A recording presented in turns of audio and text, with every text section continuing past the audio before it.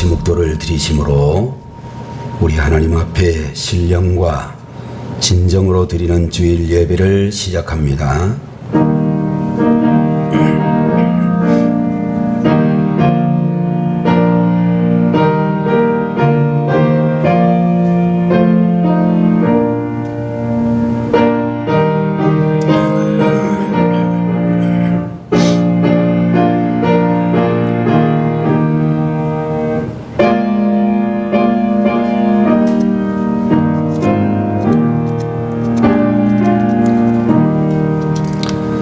새 노래로 여호와께 노래하라. 온 땅이여 여호와께 노래할지어다. 여호와께 노래하여 그의 이름을 송축하며 그의 구원을 날마다 전파할지어다. 그의 영광을 백성들 가운데에, 그의 기이한 행적을 만민 가운데에 선포할지어다. 여호와는 위대하시니 지극히 찬양할 것이요 모든 신들보다 경외할 것이며, 만국의 모든 신들은 우상들이지만 여호와께서는 하늘을 지으셨음이로다. 존귀와 위엄이 그의 앞에 있으며 능력과 아름다움이 그의 성소에 있도다. 만국의 족속들아, 영광과 권능을 여호와께 돌릴지어다. 여호와께 돌릴지어다. 거룩하시고 은혜로우신 우리 아버지 하나님, 오늘도 복되신 주의 날을 허락하시고 사랑하는 우리 성도들에게 원건각체에서 주님 앞으로 믿음으로 달려올 수 있도록 하시니 감사합니다. 우리들의 찬양을 받으시고 성도들의 기도를 흠양하여 주시며 선포되어지는 말씀과 함께 주의 종들을 붙들어 주시옵소서. 이 시간에도 예배를 시작하오니 마치는 시간까지 주님께서 영광 받으시옵소서. 예수 그리스도의 이름으로 간절히 기도 올리옵나이다. 아멘. 자리에서 일어나시고 찬송가 15장 찬송 드리겠습니다.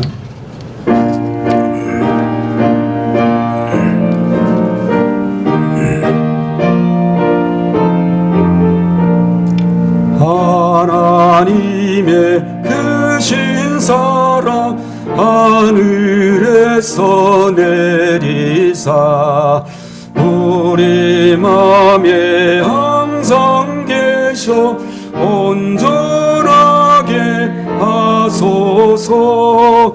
우리 주는 자비하사 사랑 무한하시니 두려워서 떠는 자를 구원하여 주소서.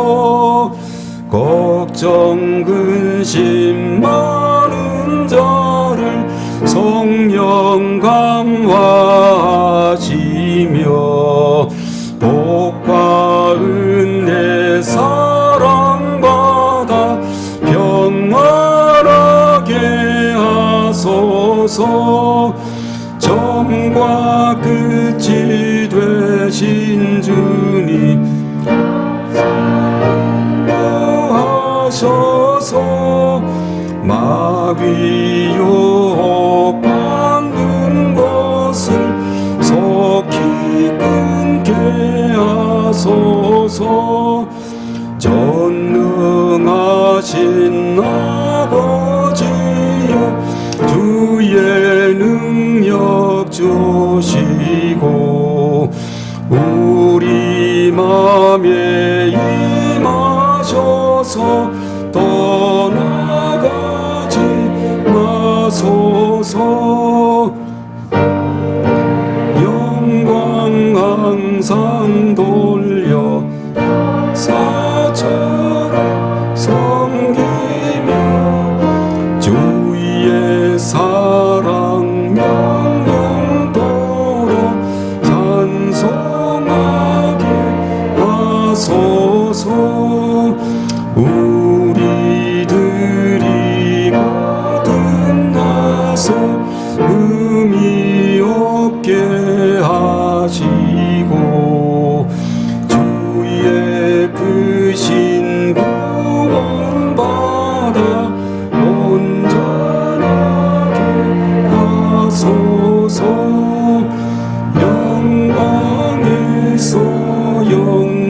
이르러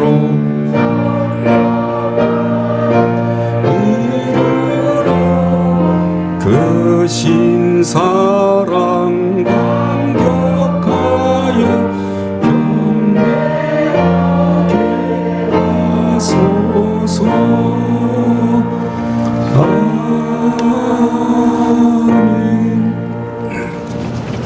이 시간에 하나님 말씀을 함께 보겠습니다. 신약성경 에베소서 제3장 1절에서 8절까지를 보겠습니다.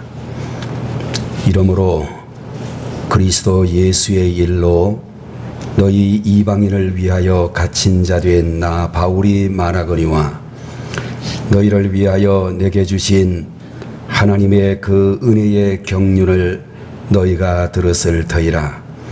곧 계시로 내게 비밀을 알게 하신 것은 내가 먼저 간단히 기록함과 같으니 그것을 읽으면 내가 그리스도의 비밀을 깨달은 것을 너희가 알 수 있으리라.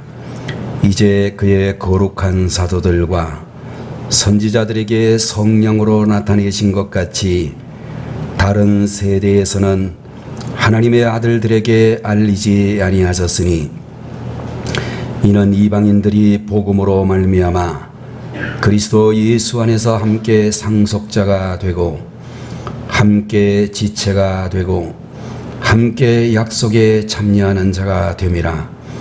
이 복음을 위하여 그의 능력이 역사하시는 대로 내게 주신 하나님의 은혜의 선물을 따라 내가 일꾼이 되었노라. 모든 성도 중에 지극히 작은 자보다 더 작은 나에게 이 은혜를 주신 것은 측량할 수 없는 그리스도의 풍성함을 이방인에게 전하게 하시고. 아멘.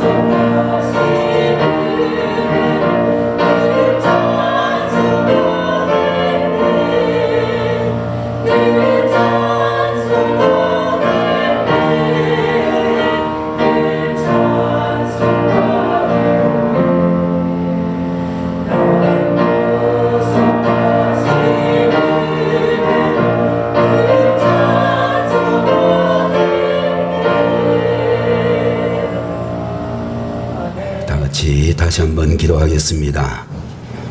거룩하신 하나님 아버지, 오늘 이 시간에도 주의 사랑하는 자녀들에게 하나님 앞에 나와 찬양을 올려드릴 수 있도록 믿음을 더하여 주시고 육신의 강건함도 더하여 주시니 감사를 드립니다. 믿음의 찬양이 되게 하시며 하나님의 영광이 나타날 수 있는 귀한 찬양 되게 하시옵소서. 말씀 앞에 서 있는 부족한 종과 우리 모든 회중들에게도 날마다 시간마다 주님을 찬양 드릴 수 있는 은혜와 믿음을 더하여 주시옵소서. 부족한 종의 입술에 파수꾼을 세우시며 영육간에 더욱더 강건하게 하시고 오늘도 하나님의 말씀을 담대히 전할 수 있도록 하나님이 붙들어 주시옵소서.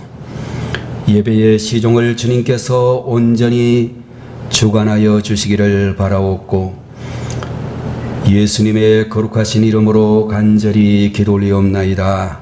아멘.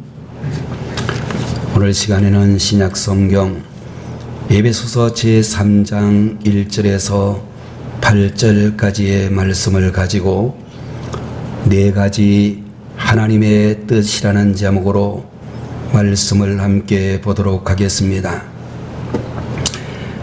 영국 속담에 보게 되면 하루를 행복하게 살아가려면 이발을 하고 일주일을 행복하려고 하면 여행을 하며 한 달 동안 행복하려고 하면 집을 사고 1년을 행복하려면 결혼을 하라. 그러나 한평생 행복하려면 하나님과 이웃을 사랑하라 라고 하는 그런 속담이 있다고 알려져 있습니다. 여러분들, 우리가 삶의 목적을 알고 행복하게 살아가기 위해서는 두 가지 중요한 질문에 대답을 할 수 있어야 되는데, 첫 번째로는 나는 누구인가 라고 하는 질문과 그 대답이 필요하고, 두 번째로는 나는 누구의 것인가 라고 하는 질문에 올바른 대답을 해야 된다라고 하는 것입니다. 여러분들, 성도는 하나님의 만드신 걸작품이기에 우리는 주어진 삶 자체를 축복으로 알고 늘 감사하며 살아갈 수 있는 하나님의 자녀들이 되셔야 될 줄로 믿습니다.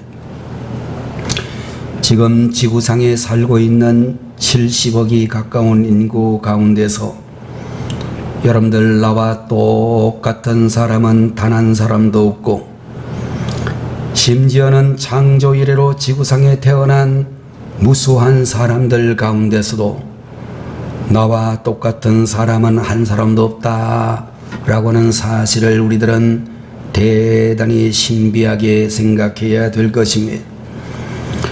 여러분들, 그런 의미에서 우리 한 사람 한 사람은 무더기로 공장에서 찍어낸 상품이 아니고 인류 역사상 단 한 사람밖에 없는 하나님의 걸작품과 같은 존재이다 라고 말씀을 드릴 수가 있을 것입니다. 여러분들, 고라든지 피카소라고 하는 그런 화가가 그린 그림은 우리나라 돈으로 수백억까지 호가를 간다고 하는데, 여러분들, 하나님이 만들어주신 우리 생명의 가치는 그야말로 무한대에 해당한다라고 이야기할 수 있을 것입니다. 여러분, 우리가 가지고 있는 몸을 자세히 들여다보게 되면 신비한 것이 말로 다 할 수 없을 만큼 많이 있는데, 심장은 1분 동안 60에서 70번 정도 수축 운동을 하면서 하루에 양동이로 720톤 정도의 그런 피를 퍼나른다라고 알려져 있고, 여러분들, 손으로 우리가 6, 70번 주먹을 쥐었다 폈다 해 본다고 하면 1시간도 하기 어려울 터인데, 그런 운동을 심장은 일생 동안 계속한다라고 생각해 보게 되면 정말로 신비하기가 짝이 없다, 그렇게 말씀을 드릴 수 있을 것입니다.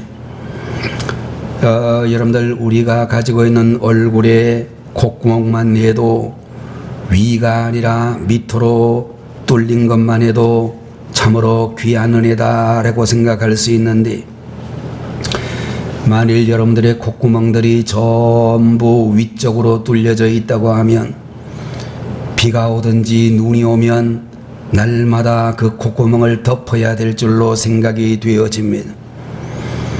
또 마찬가지로 우리의 귀라고 하는 지체도 정말로 그 귀 속에 보면 달팽이관이라고 하는 것이 있는데 여러분들 인류 문명의 원천이 우리 귀 속에 있는 달팽이관에 있다라고 하는 이야기가 있을 만큼 사람들 모두가 다 두 발로 서서 다닐 수 있는 그 가장 큰 이유는 귀 안에 있는 달팽이관이 몸의 균형을 잘 잡아주기 때문이라고 알려져 있습니다.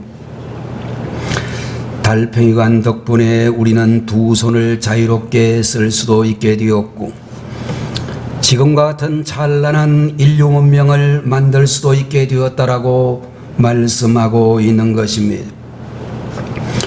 또 여러분들 우리의 귀로 소리를 들을 때에 너무 작은 소리나 너무 큰 소리는 하나님이 듣지 못하도록 창조해 주셨습니다. 지금도 거대한 지구가 자전을 하면서 탄환 속도의 150배로 전투기에 날아가는 속도의 300배 이상의 속도로 날아가는데 만일 지구의 자전 속도를 우리가 귀로 듣는다면 폭발을 하고야 말았을 것이라고 생각이 되는 것입니다. 그 소리가 너무 크기 때문에 들리지 않게 하시고 반면에 또 너무 작은 소리도 듣지 못하게 하셨는데 너무 작은 소리가 우리가 귀로 들을 수 있다라고 한다면 노이로제에 걸릴 수밖에 없는 사람들이 되고야 말 것입니다. 여러분들 자세히 생각을 해보게 되면 하나님의 은혜가 아닌 것이 없다라고 생각할 수가 있고 더 나아가 하나님께서는 우리를 구원하시기 위하여 예수 그리스도를 이 땅에 보내시고 우리의 모든 죄짐을 지게 하시고 십자가를 지게 하신 것을 보게 되는 것입니다.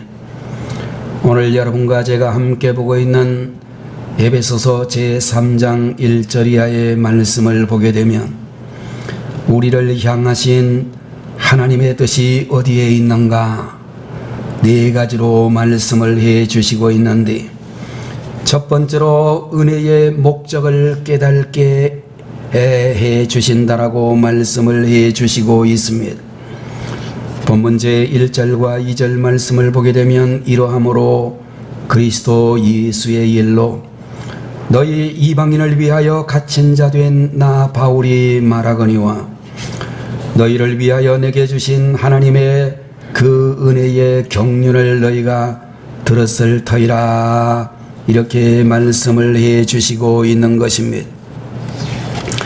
오늘 여러분들 내게 주신 하나님의 은혜의 경륜이라고 하는 말이 나오는데 이것은 하나님의 은혜로운 경영 하나님의 은혜로운 직분이라는 뜻을 가지고 있는 말로 바울 선생은 말씀하기를 자기의 직분이 이방인의 구원을 위해서 하나님이 은혜로 주신 직분이라고 말씀하고 있는 것입니다.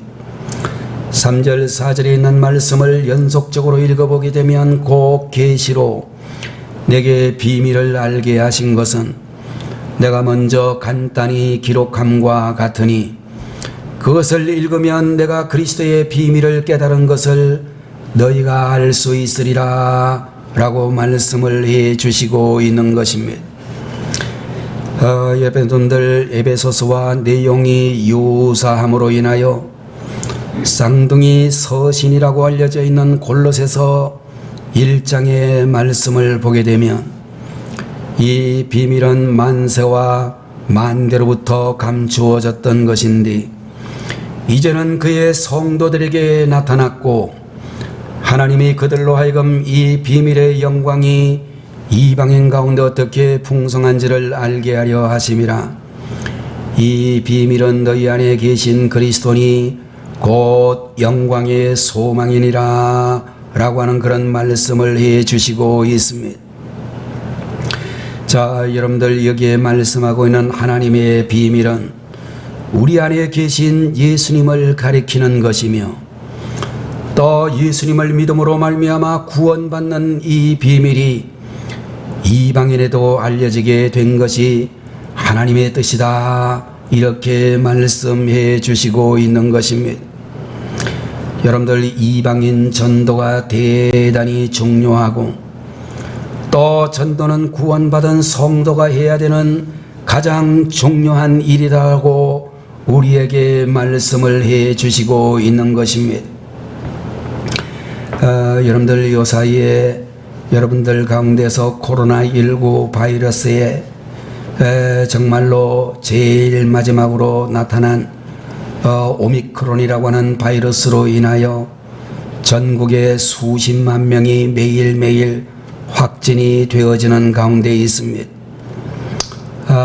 저는 우리가 살고 있는 부천 지역에도 20명이 났다 또는 50명이 났다 그럴 때는 오정구 쪽에 몇 명이 모이고 원미지구에 또 몇 명의 환자가 나오고 또 소사지구에는 몇 명의 환자가 발생했다 난리 법석을 지기더니 요 사이는 6,000명을 돌파하고 7,000명을 넘고 난 다음에는 어느 동네에 몇 명 나왔는지, 오정 소사 원미 지역 어디에 몇 명이 나왔는지 전혀 보이지 않는 상태에 있고, 여러분의 가족들이나 우리 교회의 성도들이나 많은 분들이 감염되어져 고생한다는 이야기를 심심찮게 들을 수 있습니다.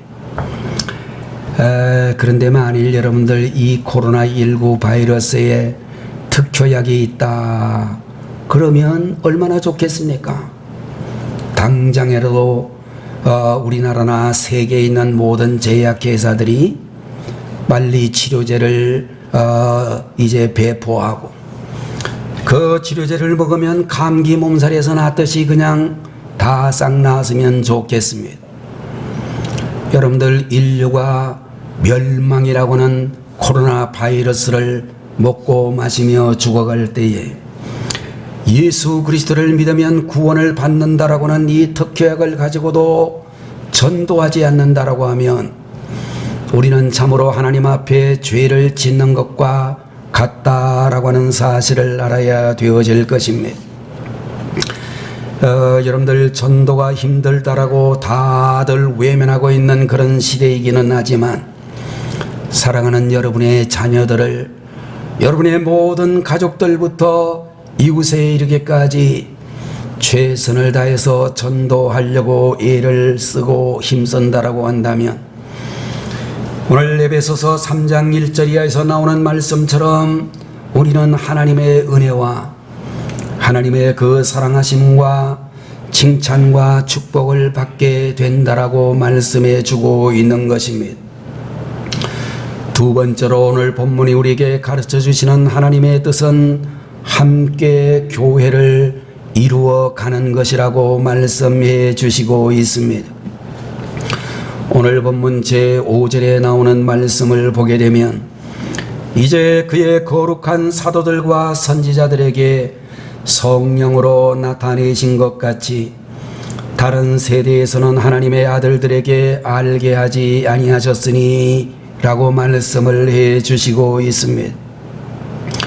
여러분들, 여기에서 말씀하고 있는 다른 세대는 구약 시대를 상징한다라고 생각이 되어지고, 사람의 아들들이라고 하는 이 말은 유대적인 개념에 의하면 이방인들을 의미하는 말이라고 볼 수 있을 것입니다.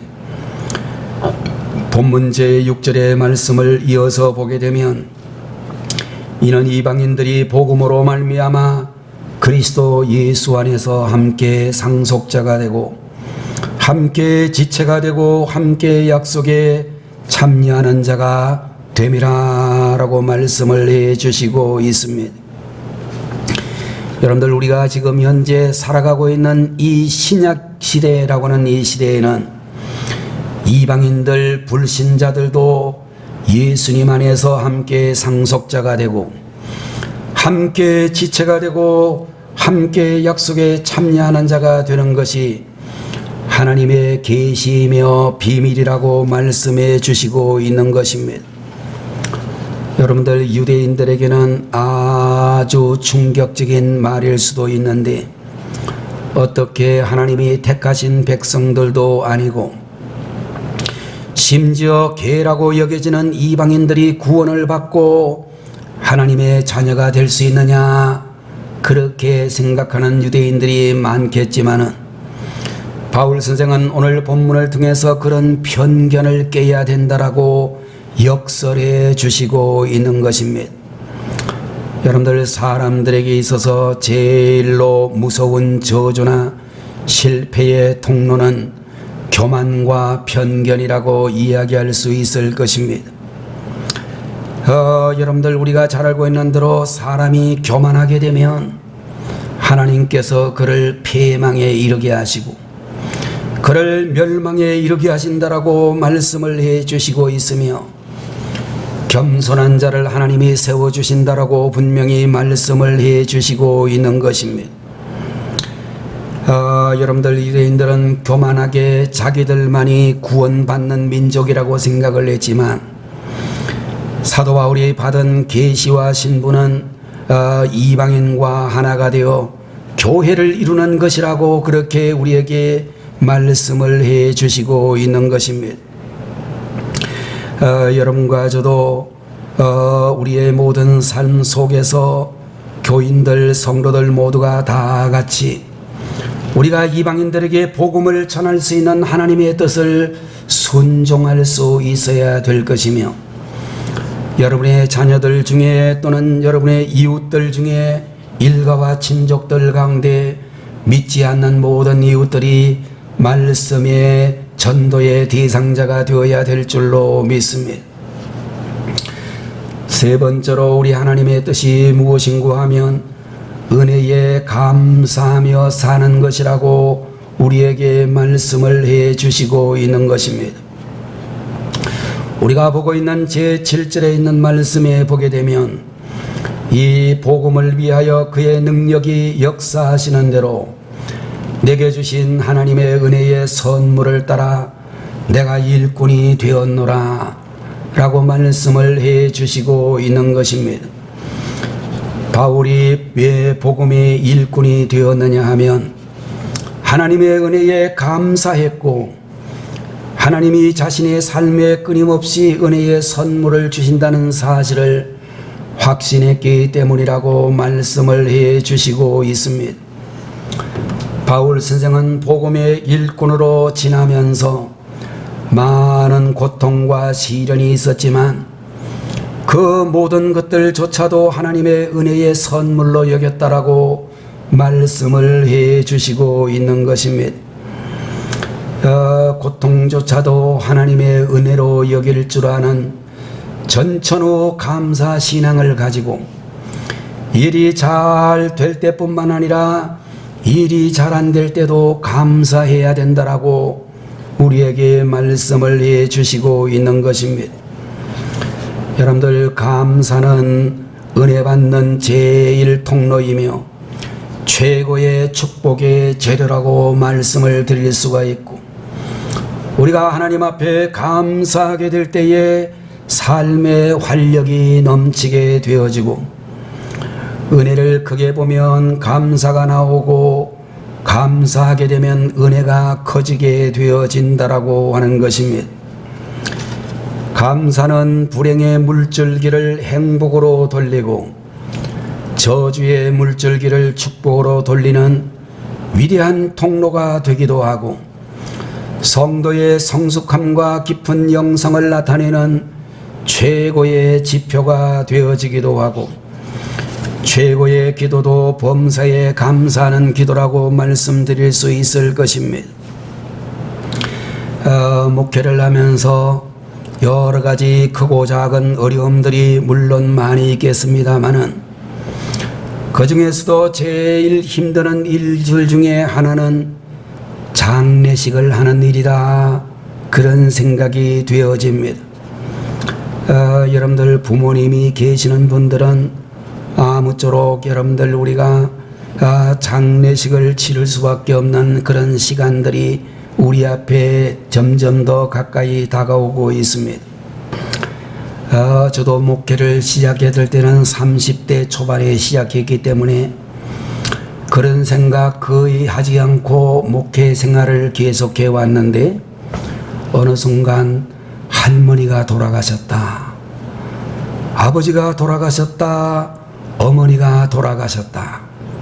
처갓집에도 장인 장모님이 돌아가셨다라고 하는 그런 순간들을 맞이하게 되어졌고, 그럴 때마다 아마 오늘 이 자리에 계신 우리 성도님들 가운데서 멀리 경상도 예천까지, 또 우리 처갓집은 저기 둔촌동에 있는 보건병원에 이르기까지 여러분들이 여러 번 참여해 주셔서 너무나 감사하다는 생각을 지금도 가지고 있습니다. 함께 목회를 하고 있는 지방의 목사님들, 그 어르신들이 돌아가실 때에도 많은 장례 장소를 발인하고 또 장례 예배를 드리는 장소를 가봤던 기억이 있습니다. 사람이 세상을 떠나는 것은요, 아무도 예배가 없고, 그리고 언젠가는 반드시 갈 수밖에 없고, 우리 부모님 세대가 지나고 나면 우리 세대도 가고야 마는 것입니다. 저희 형제들이 7남매인데 1번 타자, 2번 타자 되시는 우리 형님들이 상당히 여러 해 전에, 제 기억으로는 적어도 10년도 더 넘게 전에 세상을 떠나셨습니다. 생각을 해보니까 우리 큰형님, 둘째 형님이 다 내 나이 때 세상을 떠나셨더라고요. 여러분들, 우리 성도님들도 그렇게 세상을 떠나시는 부모님들 기억을 하게 되어질 것입니다. 자, 그래서 한국에서 목회를 하시는 목사님들 중에 장례식만 없어도 목회는 할 만하겠다, 그렇게 생각할 정도로 장례식 예배 스트레스가 대단한 목사님이 한 분 계셨습니다. 어느 날 목사님께서 새벽 1시에 할머니 한 분이 곧 돌아가실 것 같다는 전화를 성도에게 듣게 되어져서 급히 일어나 그곳에 가서 구원의 확신에 대하여 말씀을 드리고, 또 할머니가 돌아가실지 모르기 때문에 2시간 넘도록 할머니 세상 떠날 때 부르는 찬송을 불러드렸습니다. 새벽기도 시간이 되어서 할 수 없이 귀가를 했는데, 돌아가신다던 할머니가 찬송 소리 때문에 그랬는지, 목사님이 기도를 너무 열심히 해주셔서 그랬는지 기력을 회복하시는 바람에 돌아가시지를 않았습니다. 그로부터 석 달이 지나 그 할머니 집에서 또다시 돌아가실 것 같다는 전화가 와서 다시 급히 달려가 목이 터져라 찬양을 드리고 장례식 임종 예배를 드렸는데, 이 할머니가 또다시 살아나셨습니다. 정말로 그런 것을 4번 이상을 하는 가운데 드디어 할머니가 돌아가셨습니다. 여러분들, 이럴 때에 우리 성도님들 중에 아마 여러분들도 함께 하시는 분들도 어려우시겠지만 목사님들도 굉장히 힘들고 어려운 시간을 같이 보내게 되어집니다. 그럴 때 여러분들, 우리 성도님들 어떻게 하셔야 되겠습니까? 목사님의 수고에 대하여, 성도님들이 여러분들의 장례식에 함께했던 그 수고에 대하여 적어도 우리가 입술로 정말로 감사하다라고 하는 그런 말을 하는 것이 좋지 않을까, 그런 생각이 들기도 합니다. 물론 여러분들, 우리가 집안에 장사가 있게 되면 황망한 생각에 아무 생각이 나지를 않아서 정말로 인사 제대로 못하는 경우들도 있습니다. 그러나 여러분들, 제가 미리 알려드리는데요, 혹시라도 그런 일 여러분들 집안에 있으면 꼭 참석하신 성도님들, 함께 하신 또 장례식을 직접적으로 집전해 주신 그런 교역자 여러분들에게 감사의 인사를 하면 좋겠다, 그런 생각이 듭니다. 여러분들, 우리는 그 외에도 인생의 대소범사에 우리 하나님께서 원하시는 뜻은 무엇인가? 하나님께서 베풀어 주신 은혜에 늘 감사하며 사는 것이라고 말씀하고 있습니다. 네 번째, 하나님의 뜻은 항상 겸손하게 사는 것이라고 말씀을 해 주시고 있는 것입니다. 오늘 우리가 보고 있는 8절의 말씀을 보게 되면 모든 성도 중에 지극히 작은 자보다 더 작은 나에게 이 은혜를 주신 것은 측량할 수 없는 그리스도의 풍성함을 이방인에게 전하게 하시고 라고 말씀을 해 주셨습니다. 여러분들 모든 성도 중에 지극히 작은 자보다 더 작은 나, 바울 선생은 자기 자신을 그렇게 소개를 해 주시고 있습니다. 여러분들 우리가 인간적으로 생각을 해보게 되면 바울은 절대로 겸손하지 않아도 되는 사람이라고 생각합니다. 여러분들 우리가 잘 알고 있는 대로 당시 이스라엘 나라에 종교적으로 가장 귀한 지도자들 중에 한 사람이 어떤 사람들이냐 하면 바리새인들이라고 알려져 있습니다.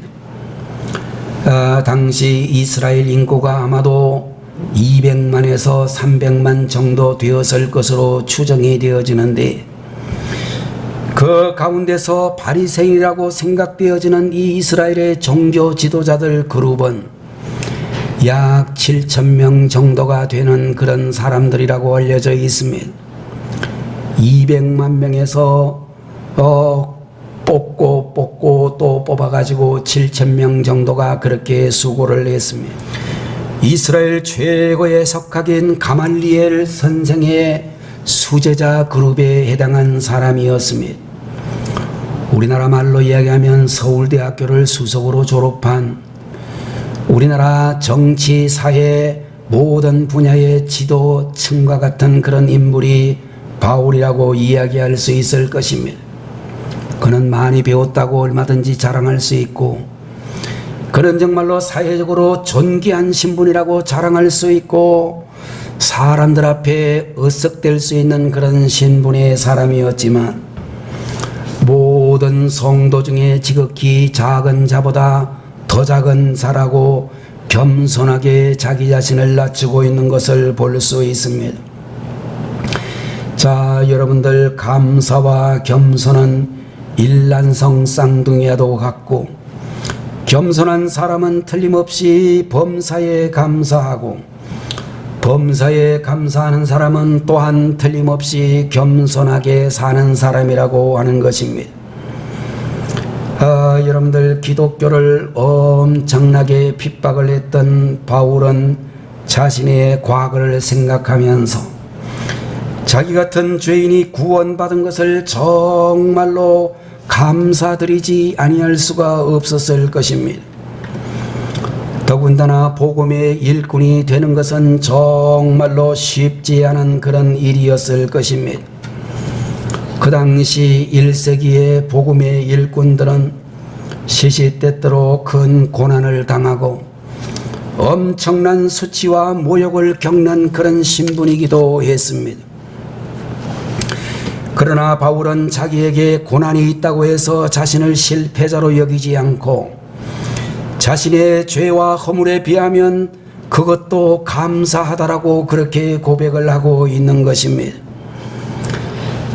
에베소서 3장 13절의 말씀을 보게 되면 그러므로 너희에게 구하노니 너희를 위한 나의 여러 환난에 대하여 낙심하지 말라 이는 너희의 영광이라고 그렇게 말씀을 해 주시고 있는 것입니다. 자, 여러분들 사람이 겸손하게 되어지면 낙심도 사라지게 되고 열등감도 사라지게 되고 넉넉한 믿음의 사람이 될 수가 있는 것입니다.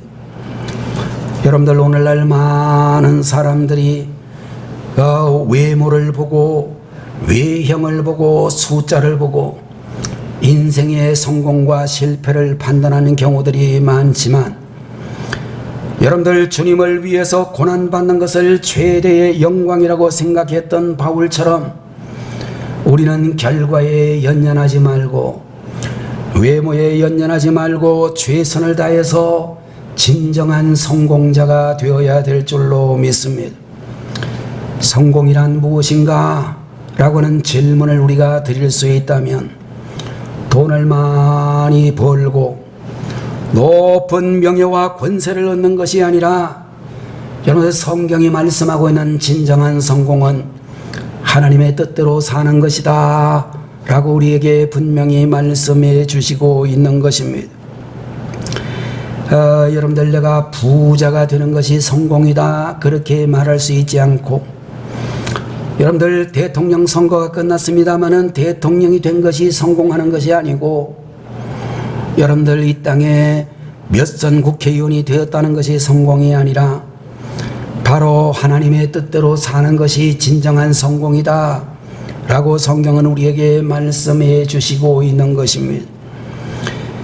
여러분들, 하나님께서 우리에게 말씀해 주신 이 믿음의 대로를 향해서 살아가는 것이 하나님의 뜻이고, 최대한 영혼 구원에 힘쓰며 사는 것이 최대의 성공이라고 말씀해 주시고 있는 것입니다. 여러분들, 우리는 이제 2022년을 살아가면서 외모를 가지고 자신을 판단하지 말고 항상 겸손하되 자기를 비하시키지 않는 여러분들이 되셔야 되겠습니다. 자신의 가치를 깨달지 못하고 남의 것만 부러워하게 되면 불행한 인생을 살아가게 될 수밖에 없는 것입니다. 내가 지금 처해 있는 현실이 힘들다 할지라도 그 현실이 하나님이 허락하신 최선의 현실이라고 생각을 하고 항상 하나님의 은혜에 감사하는 마음을 가져야 될 줄로 분명히 믿는 것입니다. 우리는 하나님의 은혜를 감사하며 항상 겸손하게 최선을 다해서 살아가는 하나님의 종들이 되셔서 우리에게 주신 귀한 사명을 감당하는, 하나님의 뜻을 온전히 이루어가는 하나님의 종들이 되어지시기를 주의 이름으로 축원드립니다. 기도하겠습니다. 거룩하신 우리 아버지 하나님, 에베소서 제3장 1절에서 8절까지의 말씀을 통하여 하나님의 뜻 4가지를 저희들에게 가르쳐 주시니 감사드립니다. 우리 아버지 하나님이여, 은혜의 목적을 깨닫게 하시고 함께 교회를 이루게 하여 주시며 주님의 베푸신 은혜에 늘 감사하며 살게 하시고, 그리고 끝까지 항상 겸손하게 살아가는 하나님의 종들, 바울과 같은 주님의 자녀들이 다 되게 하여 주옵소서. 이 시간에도 함께 하신 우리 모든 성도들에게 오늘 이 시간에도 하나님의 뜻대로 살아가기를 온전히 최선을 다하는 주의 자녀들 되게 하옵소서. 예수님의 이름으로 간절히 기도 올리옵나이다. 아멘. 다 같이 기도하겠습니다. 지금은 길이요 진리요 생명이 되시며 교회의 머리가 되시는 우리 주 예수 그리스도의 무한하신 은혜와 하나님 아버지의 망극하신 그 사랑하심과 오늘도 저희들의 중심에 오셔서 감동 감화해 주시는 성령님의 놀라우시는 종이 4가지 하나님의 뜻대로 살아가기를 간절히 소망하는 주의 백성들 머리 위에 지금부터 영원 무궁토록 함께 계시기를 간절히 축원하옵나이다. 아멘.